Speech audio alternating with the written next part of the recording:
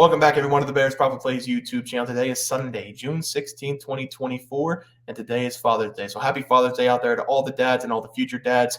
Hope you guys are enjoying your day. Maybe you'll just enjoy some of this baseball-loaded Sunday slate of games we have here, or just spend some time with your family, I guess. That's probably what a lot of people do. Take your dad golfing kids, give the golf course some hell, do your yearly deposit into that pond, whatever hole the water's on. Just make sure you tell your dad Happy Father's Day. That's the main thing today.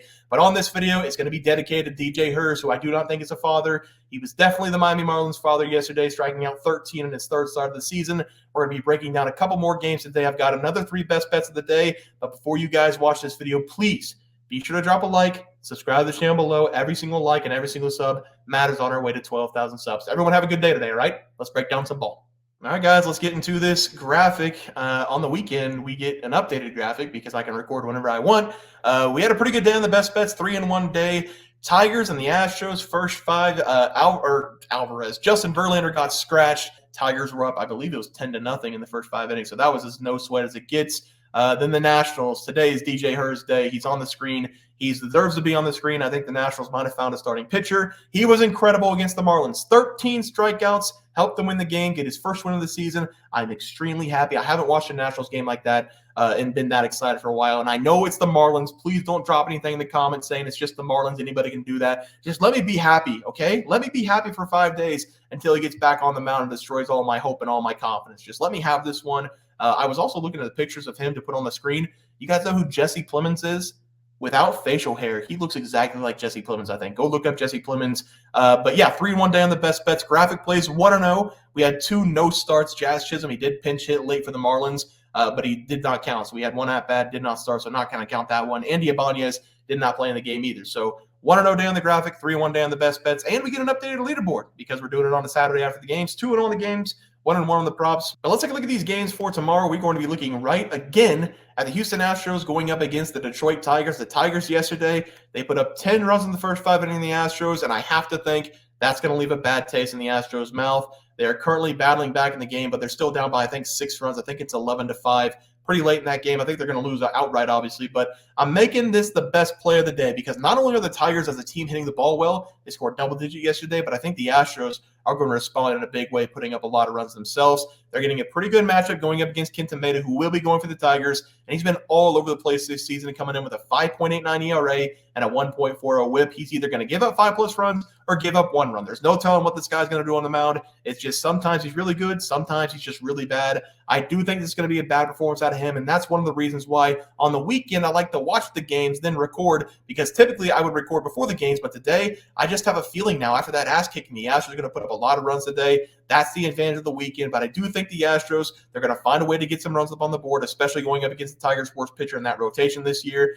Verlander was a healthy scratch yesterday. I guess it really wasn't a healthy scratch. He had some neck pain. He's a 40-plus-year-old guy, so I'm sure he did have some neck pain. But Spencer was horrible. That messed up the rotation a little bit. I'm assuming it's going to be Ronel Blanco on the mound. If it's not Blanco, it's going to be a bullpen day. And that Astros bullpen, they're right in the middle of baseball. 3.61 ERA, 1.26 whip. So I do think the Tigers will have some success in this game going up against that bullpen. If it is Blanco, the numbers are getting worse and worse for him as the season goes on. He has a 2.67 ERA and an above 1 whip now. But over the last 10 games, he's given up 2+ runs in 7 of those games. I like the over in this game. Whatever it comes out at, I'm assuming it's going to be 8.5 runs. But again, I think the Tigers, they're hitting the ball very well recently, and the Astros, I think they have to respond if they have any dignity whatsoever in that to that ass whipping on Saturday. So I think the Astros are going to respond. Tigers hitting the ball well. Give me the over as the play. For the player props on the screen, we're not taking Riley Green, even though I really want to. You probably should take him. I've got to limit the plays on the graphic because I've been horrible on the graphic plays. Best plays have been really good. The graphic plays have been all over the place, though. Riley Green,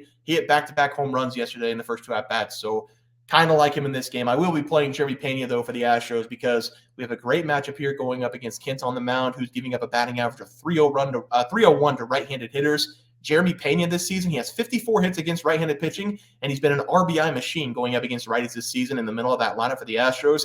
He has 20 of his 26 RBIs against right-handed pitching. I'm going to take him in this game to record an RBI going up against the Tigers. I think this is going to be a high-scoring game, and taking a 1+ RBI plus money is what it usually comes out at looking at the props. All it takes is a sacrifice fly in this game, right in the middle of the lineup for the Astros. I think he's going to hit in the 4 spot, maybe the 5 spot, but I like him here to get an RBI in the game. So I'm going to play him over 0.5 RBIs as the play there for the graphics. Let's go on to game number 2.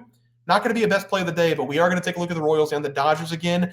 The Kansas City Royals, they continue to this roller coaster of the 2024 season. They're now on a pretty big losing streak, losing 5 of the last 6 games. I really can't blame them, though, because they've been going up against 2 of the best teams in baseball, the Yankees and the Dodgers. Over the last 2 games, they've been able to cover the spread, winning one of those games, and then they covered the spread against the Dodgers in their last game. But they are a huge money line underdog in this one. I'm going to take them plus 1.5 on the run line. Can't tempt me on the money line, but I will take them plus 1.5. It's not like we have a scrub on the mound for the Royals. It's going to be Brady Singer going. He's coming off a really bad start against the Yankees, but he does have a 3.30 ERA this season, a 1.23 whip. He doesn't have the best numbers in the world, but he's definitely not bottom 50% of the starting pitchers in the league this year. This is kind of an insulting number, really, for the Royals being plus so much money, and that's only because Glasnow's on the other side. But Brady Singer, I think he can give him a run for his money because he's only given up 1 run or less in 5 of the last 8 games we've seen him in. Again, coming off a really bad performance against the Yankees, he gave up 6 runs in that game, going 5+ innings. But he's been good on the mound more than bad this season. I think he's going to be able to keep us close enough in this game for us to cash the run line late in the game.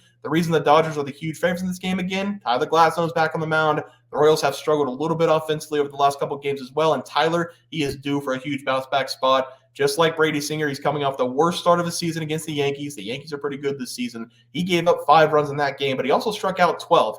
And Tyler is one of the best bounce-back pitchers in the league. We have seen him twice already. 2 separate occasions this season, give up 3+ runs, then come back the next game, go 7+ innings against the Mets and the Twins, multiple weeks apart. He gave up no runs in both the games, and he struck out double digits in both the games. I think this is going to be the exact same thing as those 2 games, but with Brady Singer on the other side, I have to take the Royals here plus 1.5.